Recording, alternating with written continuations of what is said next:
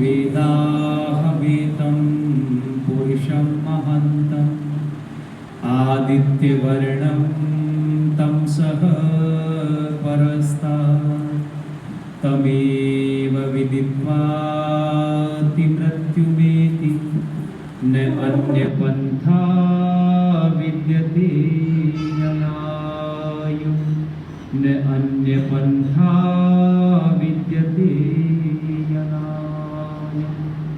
ओम खम ब्रह्मा। व्याख्यान वेदी के पास में विराजमान इस सुंदर से आर्य समाज के बड़े यशस्वी प्रधान आदरणीय श्रीमान पंथदेव गुप्ता जी, इस समाज के संरक्षक आदरणीय श्री ज्ञानचंद गुप्ता जी, और इसी समाज के बहुत ही सुंदर हमारे दो युवा तीन कार्यकर्ता हैं कर्मठ। आप देखते रहते हैं कितने सुंदर तरीके से समाज को संचालित कर रहे हैं। आदरणीय श्री शंकर सिंह छेत्री जी, संचालन कर रहे हैं भाई श्रीमान दीपक आर्य जी और हमारे डोभाल जी। समक्ष बैठे हुए सभी भद्र पुरुषों, पूजा सत्कार के योग्य पूजनीय वंदनीय मातृशक्ति प्यारे बच्चों, आज मुझे लग रहा है कि ये बच्चे विद्यालय के हैं, किसी विद्यालय से आए। बहुत अच्छा। कौन सा विद्यालय बेटा आपका? हॉस्टल से आए। बहुत अच्छा। चलिए आप सब ध्यानपूर्वक सुनेंगे। जिस कथा का प्रारंभ हम लोगों ने किया हुआ है वो ऐसे महापुरुष से संबंधित है जिनके जीवन को पढ़ करके हम भी अपने जीवन को अच्छा बनाएं,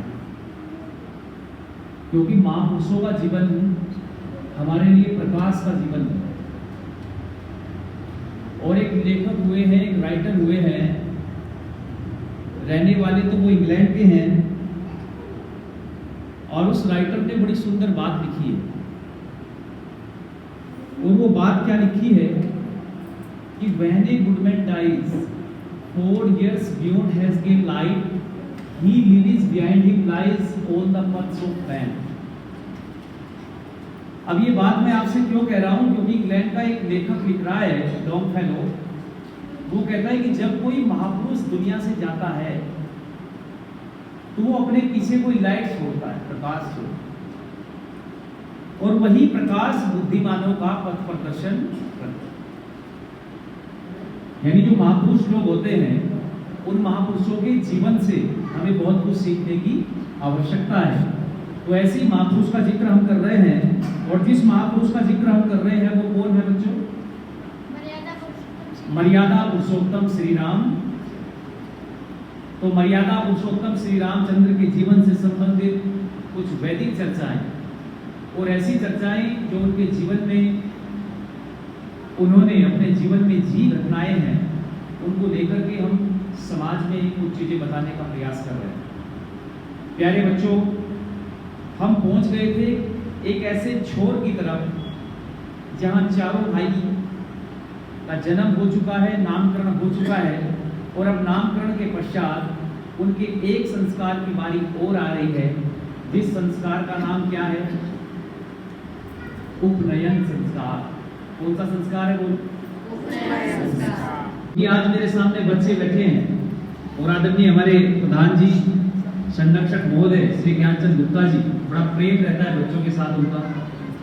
और आज प्रसंग भी बच्चों बालपन का ही है, जब श्री रामचंद्र, लक्ष्मण, भरत और शत्रुघ्न छोटी अवस्था में है, आप जैसे।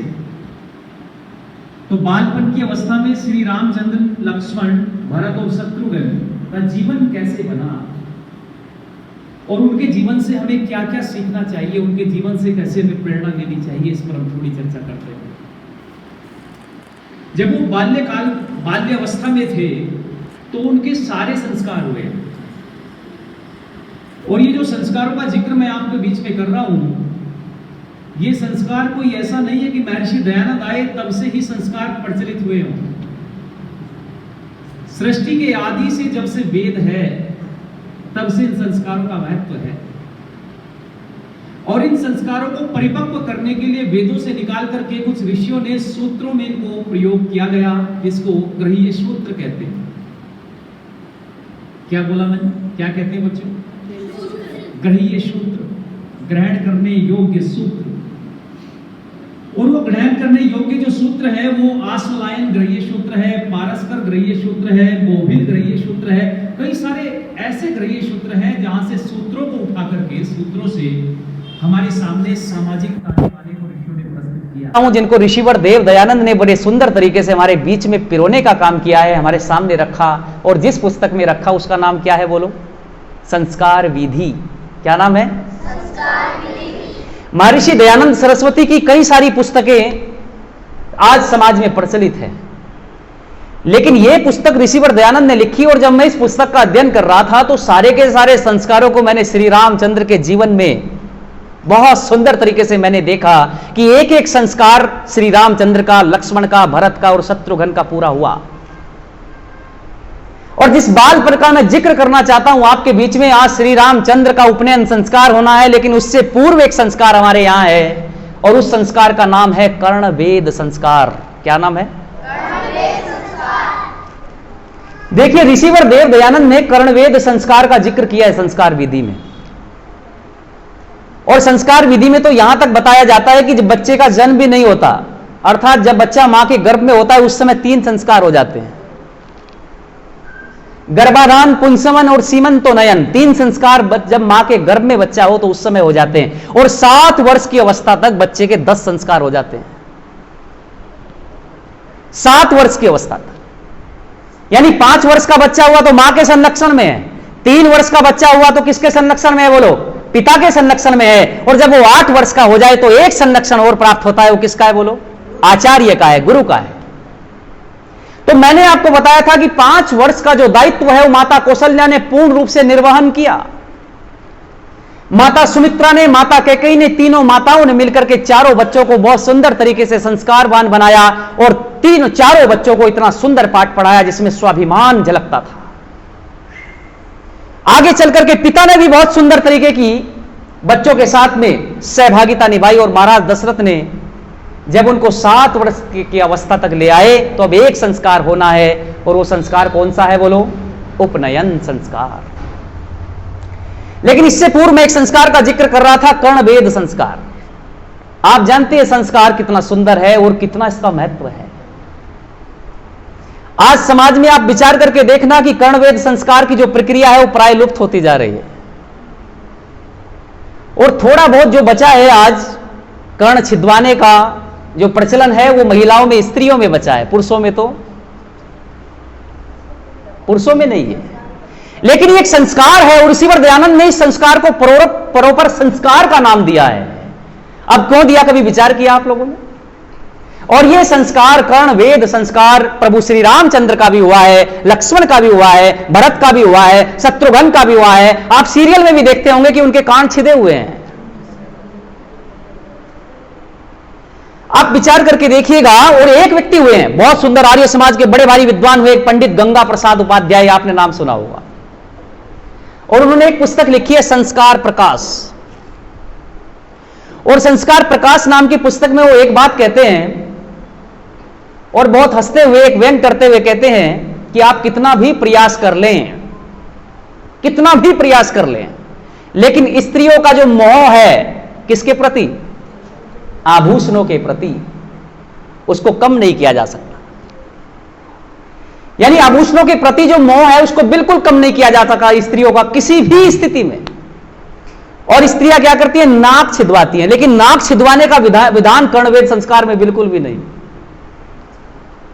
लेकिन पारस्पर ग्रह्य सूत्र में कर्ण वेदन का संस्कार का विधान है। कर्ण छेद किया जाता था, पर नासिका का छेद बोलो? लेकिन चलो परंपरावश नासिका का छेदन हो भी गया है। अब इस चीज को मैं पढ़ने का प्रयत्न जब मैंने किया, मैंने प्रयास किया कि देखे तो सही ये कर्णवेद संस्कार है क्या। व्यक्ति यहां आपने नाम सुना होगा, महर्षि सुश्रुत।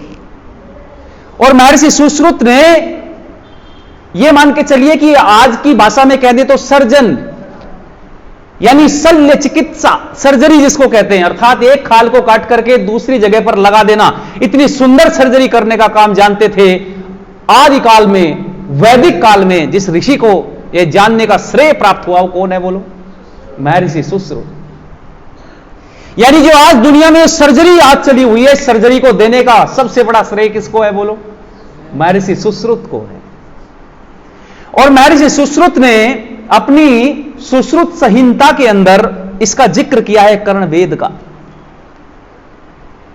और वो कर्णवेद का जिक्र करते हुए कहते हैं कि कर्णवेद संस्कार समाज के अंदर क्यों प्रचलित है, क्यों करना चाहिए और किस तरीके से करना चाहिए।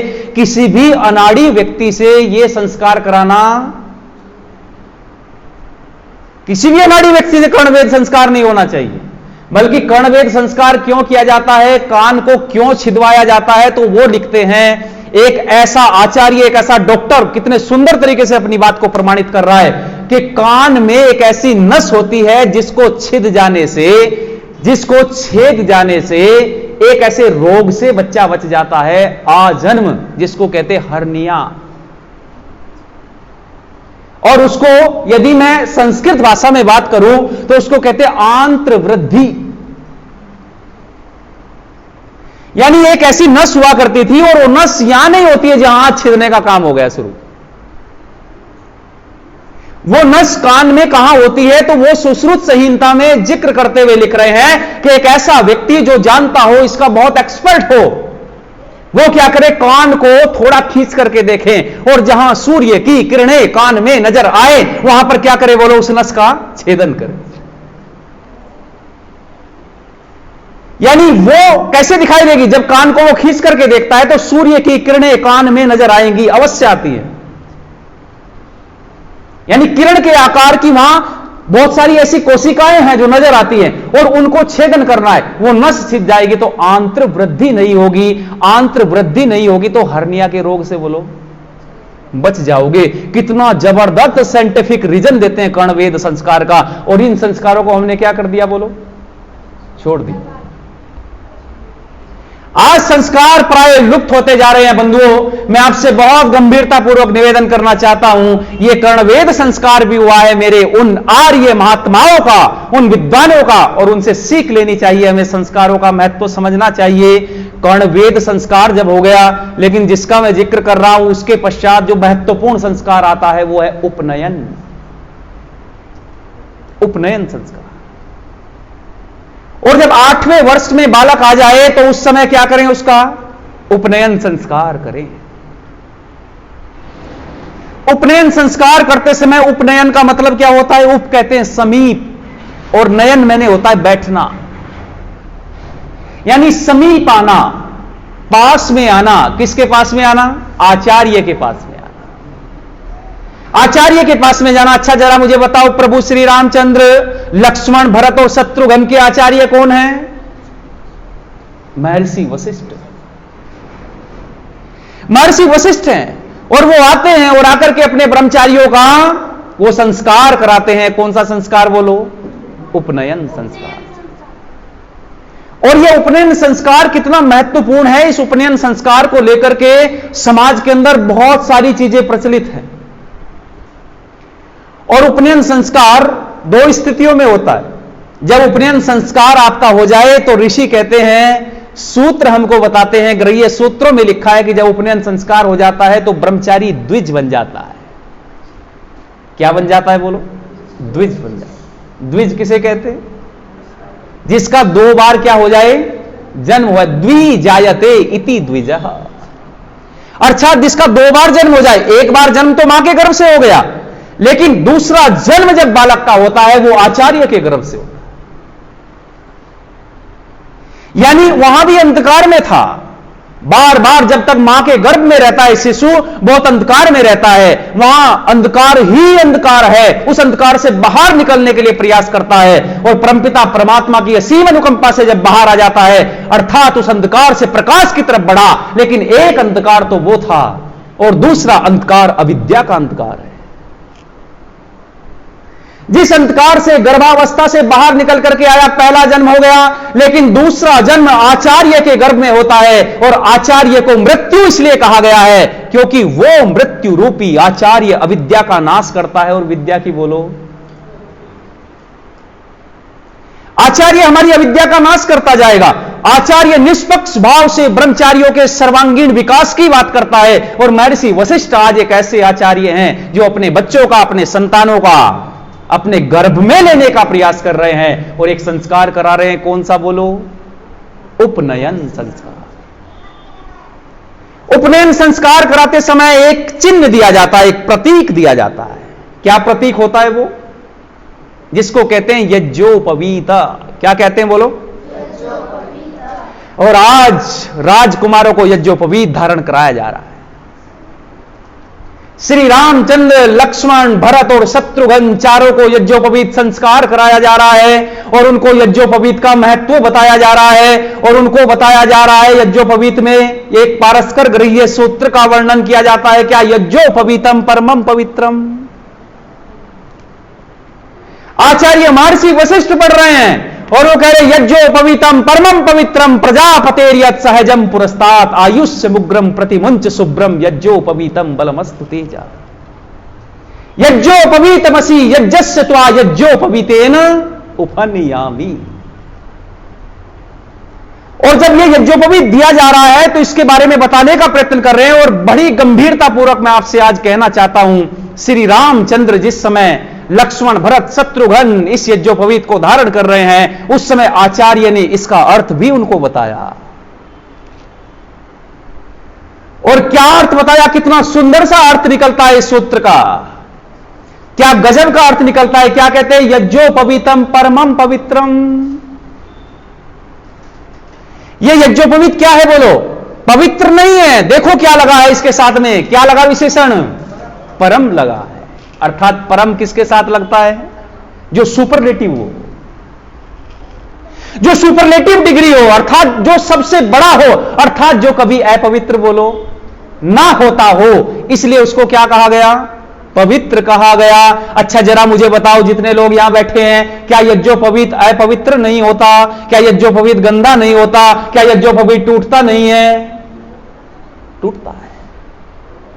यज्ञोपवीत गंदा भी होता है, यज्ञोपवीत घिसता भी है, यज्ञोपवीत जीर्ण भी होता है, यज्ञोपवीत टूटता भी है और दूसरा नया यज्ञोपवीत ग्रहण भी किया जाता है। लेकिन सूत्र बोलता है, ऋषि कहते हैं यज्ञोपवीतम परमम पवित्रम। और प्रजापतेर्यत् सहजम पुरस्तात्।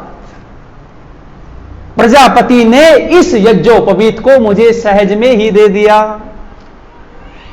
मुझे कोई मेहनत नहीं करनी पड़ी, कोई कष्ट नहीं उठाना पड़ा। प्रजापति ने इस यज्ञोपवीत को सहज में आराम से मुझे प्राप्त करा दिया है। और यह यज्ञोपवीत आयु को बढ़ाने वाला है, बल को बढ़ाने वाला है, तेज को बढ़ाने वाला है। अब जरा विचार करके देखो, क्या गले में 3 धागे टांग लेने से बल बढ़ जाएगा, तेज बढ़ जाएगा, आयु बढ़ जाएगी? क्या यह कभी गलता नहीं, सड़ता नहीं? क्या इसको बदला नहीं जाता? फिर सूत्र क्या कहना चाहता है?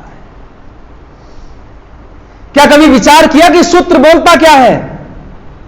अरे बंधुओं, विचार करके देखना।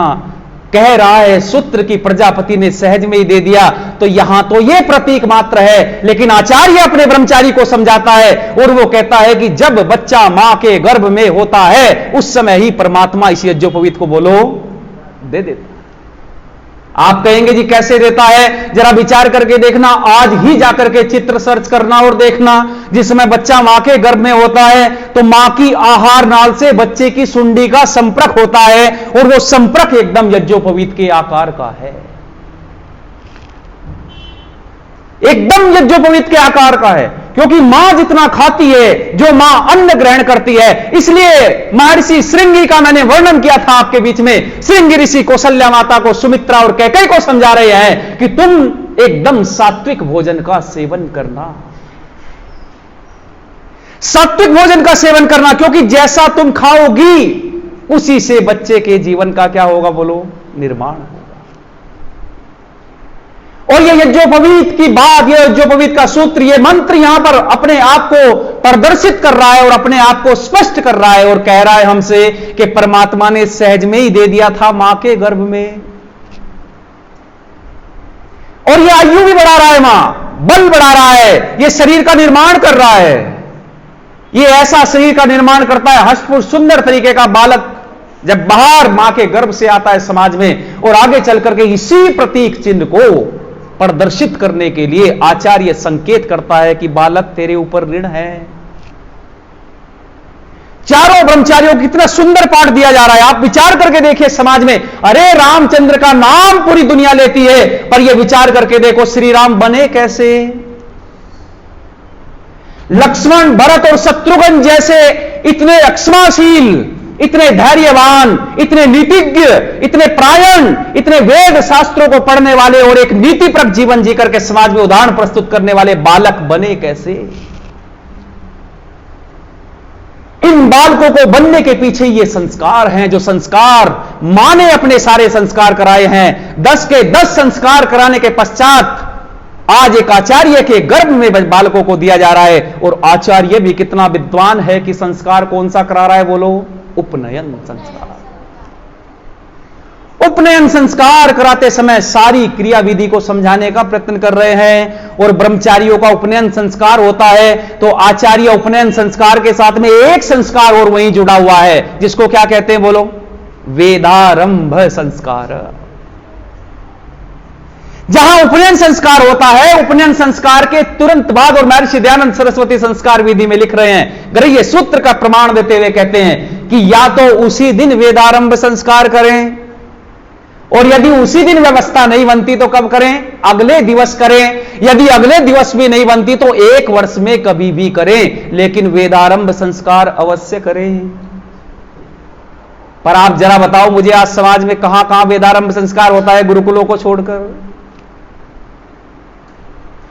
केवल गुरुकुलों में उपनयन संस्कार की प्रक्रिया तो चलो थोड़ी बहुत समाज में आज निभाई जा रही है, समाज में उपनयन संस्कार तो हो जाता है, लेकिन वेदारंभ संस्कार कहीं नहीं हो रहा है। और वेदारंभ संस्कार न होने के कारण ही समाज की दुर्दशा हो रही है। अरे श्री रामचंद्र ने कैसे अपना जीवन बनाया, आप जानते हो, कितने दृढ़ प्रतिज्ञ थे, कितने कर्तव्यनिष्ठ थे, कैसा जीवन था कि विपरीत से विपरीत परिस्थितियां आई हैं, लेकिन उन विपरीत परिस्थितियों को अपने अनुकूल बनाने का काम किया है। ऐसा जीवन तभी बनता है जब व्यक्ति संस्कारों से बनता है, गढ़ा जाता है, व्यक्ति को बनाया जाता है। और श्री रामचंद्र को बनाने का काम किया है माता कौशल्या ने, श्री रामचंद्र, लक्ष्मण, भरत, शत्रुघ्न को बनाने का काम किया महाराज दशरथ ने, और बनाने का काम किया है उस आचार्य ने, उस गुरु ने, जिसने अपने गर्भ में लेकर के उनका निर्माण किया। कौन है, जरा जोर से बोलो, महर्षि वशिष्ठ। महर्षि वशिष्ठ ने उपनयन संस्कार के साथ वेदारंभ संस्कार का प्रारंभ किया। पर बच्चों विचार करके देखना, आपसे मैं निवेदन करना चाहता हूं बहुत गंभीरता पूर्वक कि इस राष्ट्र के अंदर, इस देश के अंदर, हमारे यहां गुरुकुलों के अंदर यह परिपाटी प्रचलित थी कि हमारे यहां अध्यात्म की विद्या विज्ञान के साथ साथ दी जाती। हमारे यहां विज्ञान से अलग था ही नहीं ईश्वर। बच्चे को यदि आपने एकाग्र नहीं बनाया, बच्चे को आपने यदि चिंतनशील नहीं बनाया, बच्चे को यदि आपने सूक्ष्म तत्वों को जानने वाला नहीं बनाया, तो बच्चा कितनी ही उन्नति कर ले पर वो समाज के लिए लाभकारी सिद्ध कभी हो नहीं सकता।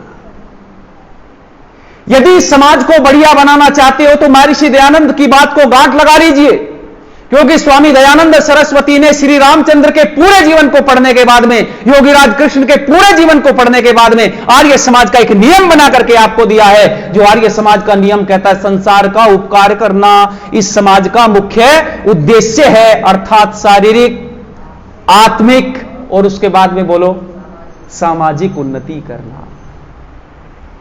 यानी वही संतान समाज के लिए उन्नतिदायक हो सकती है, वही संतान समाज के लिए उन्नति करने वाली हो सकती है जिसकी 2 उन्नति हो जाए। और वो 2 उन्नति कौन सी है, बोलो, शारीरिक है और बोलो आत्मिक। शारीरिक और आत्मिक उन्नति होने के बाद में ही समाज की उन्नति कर पाओगे। महाराज राघवेंद्र श्री रामचंद्र की दोनों उन्नति हुई थी, भरत की दोनों उन्नति थी, लक्ष्मण की दोनों उन्नति थी, शत्रुघ्न की दोनों उन्नति थी। इस कारण से ही दोनों उन्नति हो जाने के कारण समाज में उन्नति करने में सक्षम हुए लोगों। इसलिए मैं आपसे कहना चाहता हूं, यदि इन दोनों उन्नतियों को करना चाहते हो तो वेद के साथ जुड़ना पड़ेगा। एक भी वाक्य, एक भी बात वेद की ऐसी रही है जो श्री रामचंद्र ने अपने जीवन में धारण की।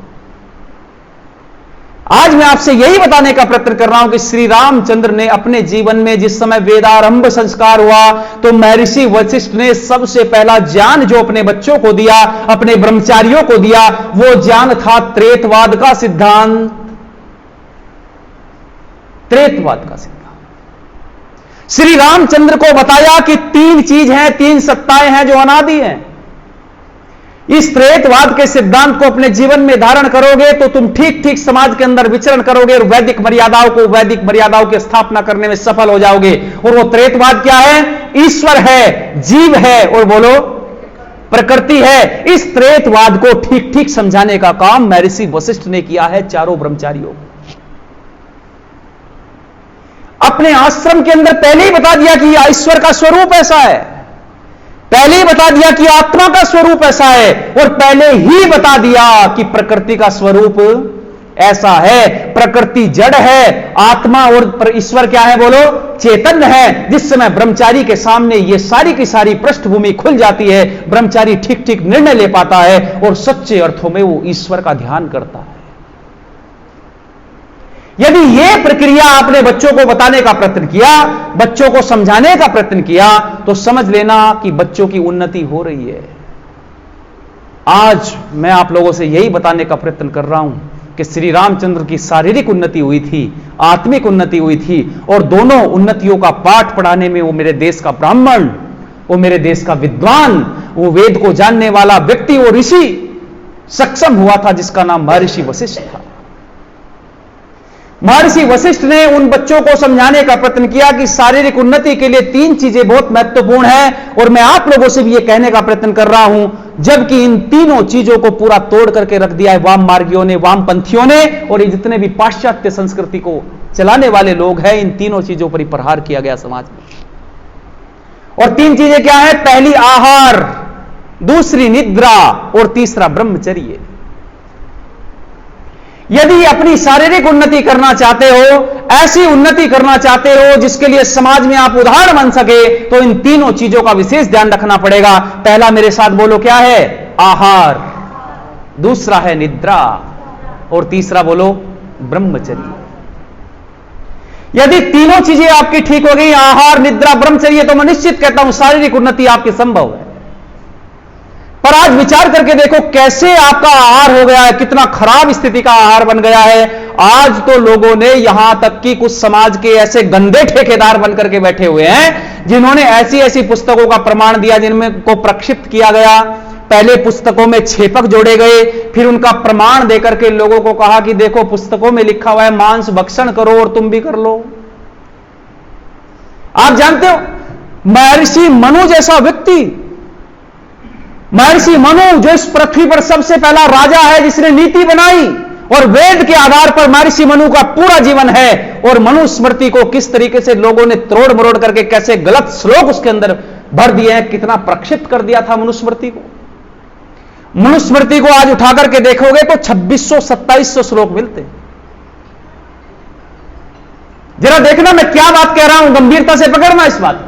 मनुस्मृति में आज के समय में 2600-2700 के आसपास श्लोक मिलते हैं, जिनमें से 1400 श्लोक ऐसे लोगों के द्वारा जिनकी बुद्धि का दिवालिया निकला हुआ था, जो भारतीय संस्कृति को तोड़ना चाहते थे, जो भारतीय संस्कृति का अपमान करना चाहते थे, जिन्होंने महर्षि मनु का आधार बना करके अपना उल्लू सीधा करने का काम किया है, ऐसे अनाड़ी लोगों ने मनुस्मृति में 1400 श्लोक अपनी तरफ से जोड़े। आप विचार करके देखो 1200 श्लोक महर्षि मनु के हैं, 1200। और ये मैं किस आधार पर कह रहा हूं? इस आर्य जगत के वर्तमान समय के एक बहुत बड़े डॉक्टर है जिन्होंने पीएचडी की है, जिनका नाम है डॉक्टर सुरेंद्र कुमार। और डॉक्टर सुरेंद्र कुमार ने बड़ा सुंदर काम किया है मनुस्मृति को, उसको परिमार्जित किया, परिशुद्ध किया, और प्रक्षिप्त जो श्लोक थे उनको बाहर निकाल करके रखा और हमारे सामने परिमार्जित मनुस्मृति देने का काम किया है। उस परिमार्जित मनुस्मृति को पढ़ोगे तो जीवन धन्य हो जाएगा। यानी कहां 1200 श्लोक और कहां 2600 श्लोक बना दिए, कितने सारे श्लोक जोड़े, ऐसे महाभारत के अंदर प्रक्षेपक जोड़े, और उन्हीं आधार पर समाज में यह प्रस्तुत किया जा रहा है कि महर्षि मनु ने मांस का विधान किया। महाभारत में मांस खाने का विधान है, जबकि कदम कदम पर पदे पदे पर हमारे शास्त्रों में मांसाहार का निषेध किया गया है। हमारे शास्त्रों में शाकाहार जीवन जीने की बात कही है, सात्विक भोजन की बात कही है। लेकिन आज बहुत सारे लोग क्या कर रहे हैं, आज समाज में देखो कितना मांस का भक्षण हो रहा है, कितने पशुओं को काटा जा रहा है। आप विचार करके देखिएगा बंधुओं। इसलिए आहार यदि आपका शुद्ध हो गया है तो आपका जीवन अच्छा बन जाएगा। आहार यदि सबसे पहली चीज है, आहार को अच्छा बनाओ। लेकिन आज सात्विक भोजन जो हम कर रहे हैं, जिसको हम अच्छा मान रहे हैं, उसमें भी कई श्रेणियां आ गई। यानी कुछ भोजन ऐसे हैं जो बहुत पौष्टिकता देने वाले हैं, जहां से विटामिन मिलता है, प्रोटीन मिलता है, हमको वहां कार्बोहाइड्रेट्स मिलता है जिन चीजों से। लेकिन बहुत सारी चीजें आज बच्चों को ऐसी खिलाई जा रही हैं, उसमें क्या है, बर्गर है। बर्गर बच्चे खा रहे हैं बहुत चाह से। आज हॉट डॉग, कोल्ड डॉग बच्चे खा रहे हैं। हम तो नाम सुनकर के ही आश्चर्यचकित हो गए, नाम कहां से आए हैं, हमारे तो किसी भी शास्त्र में इनका विधान नहीं। बर्गर के साथ साथ में आज बच्चे चाउमीन खा रहे हैं। इतनी ज्यादा सड़न, वो मैदा है और इतना मैदे को सड़ा सड़ा करके इस तरीके से बनाया जाता है। अगर बनाने की प्रक्रिया भी आप देख लोगे बच्चों, तो आप कभी नहीं खाओगे उसको। कारण क्या बनना है कि वो मैदा पेट के अंदर जा रहा है, वो डाइजेस्ट हो नहीं पाता, उसके ऊपर और खा लेते हैं और वो डाइजेस्ट नहीं होने के कारण सड़न पैदा करता है। आंतों में सड़न होने लगती है और ढेर प्रकार की, ढेरों बीमारियां, सैकड़ों से ज्यादा बीमारियां तो पेट से चलती हैं। मैं कितना आप लोगों को बताऊं, आप महर्षि वाग्भट को पढ़ के देखो और महर्षि चरक को पढ़ के देखो, महर्षि सुश्रुत को पढ़ के देखो, आपको पता चलेगा कि कितनी सारी बीमारियां पेट से चलती हैं और ये हमारी गलती के कारण से। यानी आहार को हमने ठीक करना है और ऐसे सुपाच्य भोजन हमारे यहां है भारतीय संस्कृति में तो। और गलत चीज हम क्या कर रहे हैं, सबसे बड़ी जो आपके विनाश का कारण बन रही है आहार को लेकर के, वो है आपके घर में रखा हुआ फ्रिज। और इस फ्रिज का सदुपयोग करना चाहिए था। सदुपयोग कैसे हो सकता है कि इमरजेंसी, विपरीत परिस्थितियों में टेम्परेचर बहुत ज्यादा हाई है तो कुछ चीजें ऐसी जो खराब हो सकती है उनको रखा जा सकता है। लेकिन आजकल क्या हो गया, देवियां एक बार सब्जी बना लेती हैं 4 दिन की, और 4 दिन की सब्जी बना करके वो फ्रीज के अंदर रख दी और वहीं से निकाल निकाल कर गर्म करके खा रहे हैं। उसको पता नहीं है कि CFC छोड़ रहा है, क्लोरोफ्लोरोकार्बन डाइऑक्साइड लगातार छोड़ रहा है, और ये सब्जी इसने फ्रीज ने जहर बना दी है। ये सब्जी बना करके, सब्जी नहीं आटे को भी गूंथ करके उसके अंदर रख देते, इतना फर्मेंटेशन उसके अंदर हो जाता है कि वो खाने लायक नहीं, वो जहर बन जाता है। लेकिन उसको खिलाया जा रहा है आलस्य प्रमाद के कारण, और वो इतना घातक है, इतना नुकसानदेह है। मैं आपको बताता चलूं, इसलिए हमारे शास्त्रों में पहले कहा गया, लोग कहते हैं जी आज ग्रोथ रेट घट रही है, आज उम्र घट रही है। उम्र हमारी गलती के कारण घट रही है। यदि हमने अपने आहार को ठीक किया होता, यदि हमारी आहार शुद्धि होती तो हमारी ग्रोथ रेट बढ़ती, हमारी शारीरिक क्षमताएं बढ़ती, हमारा बल बढ़ता, हमारी ताकत बढ़ती, और उस ताकत का प्रयोग हम अध्यात्म के लिए करते, ईश्वर को प्राप्ति के लिए करते। लेकिन आज सब कुछ उल्टा पुल्टा हो गया। आहार बिगड़ गया है, और आहार के बिगड़ने के साथ साथ निद्रा भी बिगड़ गई। आज आप विचार करके देखो, मैं कहता हूं कि रात्रि का भोजन 10 बजे के बाद ही शुरू होता है शहरों के अंदर तो, और गांव में भी स्थिति ये बन गई। यानी 10 बजे गृहिणी किचन के अंदर जाती है और 10 बजे जाकर के भोजन बनाना प्रारंभ करती है, और 11 बजे तक भोजन बनाएगी, 12 बजे भोजन खाएंगे। जब 12 बजे भोजन खाएंगे तो उसको पचने में कितना समय लगेगा, आप विचार करके देखो। और सोते 1-1:30 बजे, 2 बजे सोते हैं, और फिर कब उठेंगे, सुबह 10 बजे उठेंगे। ये मैं आपको बता रहा हूं, वर्तमान सच बता रहा हूं। अरे श्री रामचंद्र तो ब्रह्म मुहूर्त में उठ जाया करते थे। आप विचार करके देखो, किन महापुरुषों का जिक्र मैं आपके बीच में कर रहा हूं। क्या राम ऐसे बनेंगे कि 1 बजे सोने के बाद में जो है 10 बजे 11 बजे आंखें खोले, तो क्या राम बन जाएंगे ऐसे? नहीं बन सकते। इसलिए बंधुओं विचार करके देखो, हमने उनके पद चिन्हों पर चलना है। गुरुकुलीय जीवन में सबसे महत्वपूर्ण चीज यही होती है, सात्विक आहार होता था, निद्रा समय पर होती है, और ब्रह्मचर्य का पालन कराया जाता है। जब आहार, निद्रा और ब्रह्मचर्य तीनों चीजें ठीक हो जाती हैं तो निश्चित रूप से अध्यात्म के ऊंचे मूल्य व्यक्ति की आत्मा में बैठते हैं। कितने सुंदर तरीके से बताने का प्रयत्न कर रहे हैं महर्षि वशिष्ठ, और वो अपने बच्चों को तैयार कर रहे हैं आने वाली उन परिस्थितियों के लिए जिनको लड़ना है परिस्थितियों के सामने। आहार ठीक होना चाहिए, निद्रा ठीक होनी चाहिए। आप में जितने बच्चे बैठे हैं सारे संकल्प लीजिए, और संकल्प क्या लें कि हम रात्रि को 10 बजे के बाद कभी जागेंगे नहीं। और मैं गारंटी से कहता हूं आपका यश बढ़ेगा, आपकी कीर्ति बढ़ेगी, और देखना एक तेज बढ़ेगा। जो आज चेहरे, ये जो चेहरे सामने दिखाई देते हैं मुझे, जहां भी मैं जाता हूं बच्चों के चेहरे ऐसे हैं, बिल्कुल उतरे हुए चेहरे। तेज खत्म होता जा रहा है बच्चों के चेहरे से, आप विचार करके देखो।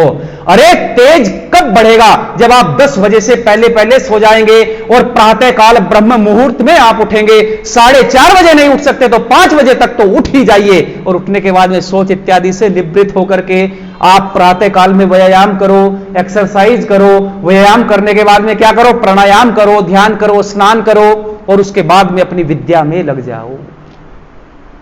यदि ऐसा जीवन आपने बना लिया तो मैं गारंटी से कहता हूं सारे बच्चे सूत्र बना लो। यदि आप समय पर उठने का काम कर दोगे तो श्री राम के जीवन से एक चीज तो सीखो। श्री रामचंद्र जानते हो बच्चों, कहो कि वेद के नियमों का पालन करते थे और प्रातःकाल 4:30 बजे ब्रह्म मुहूर्त में उठ जाते थे।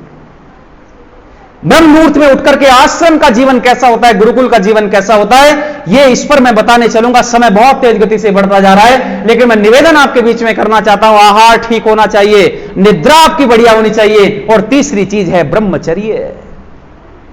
और इस ब्रह्मचर्य को पूर्ण रूप से जब आहार बिगड़ गया, निद्रा बिगड़ गई, तो ब्रह्मचर्य भी बोलो बिगड़ गया। और इस ब्रह्मचर्य को तो बिगाड़ने का काम किया गया है इन हिजड़ों के द्वारा। कौन हिजड़े? जिनको आज आप हीरो कहते हैं।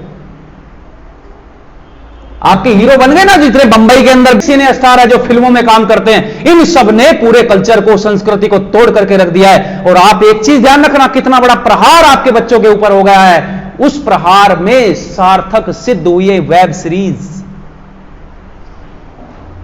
आपके बच्चों के चरित्र को बिगाड़ने में सबसे ज्यादा बड़ा भूमिका निभाने का काम ये लोग कर रहे हैं जिन्होंने वेब सीरीज का प्रचलन इस समाज के अंदर चलाया है।